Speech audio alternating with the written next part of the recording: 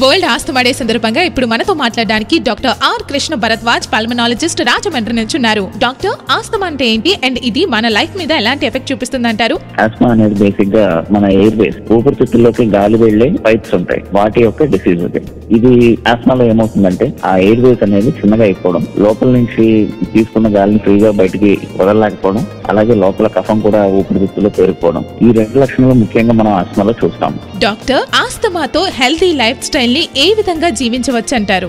ఆస్మా ఉన్న వాళ్ళు ఏంటంటే ఇన్హేలర్స్ అంటాం, వాటిల్లో long acting, ultra long acting అని చెప్పి ఈ మధ్య లేటెస్ట్ గా ఇన్హలేషన్ టెక్నిక్స్ వచ్చాయి. రెగ్యులర్ గా ఇన్హేలర్స్ తీసుకోవడం అండ్ మినిమల్ రెస్పిరేటరీ ఎక్సర్సైజ్ చేయడం వల్ల డస్ట్ కానివ్వండి, కోల్డ్ ఎయిర్ కానివ్వండి, పడిన ఫుడ్స్ కానివ్వండి, స్ట్రాంగ్ పర్ఫ్యూమ్స్ కానివ్వండి, ఇలాంటివన్నీ కూడా మనం అవాయిడ్ చేయడం వల్ల ఈ ఆస్మా ట్రిగర్స్ అనే వాటిని చాలా వరకు కూడా మనం ప్రివెంట్ చేసుకోవచ్చు. Thank you doctor. Issued in public interest by Sun Pharmaceuticals.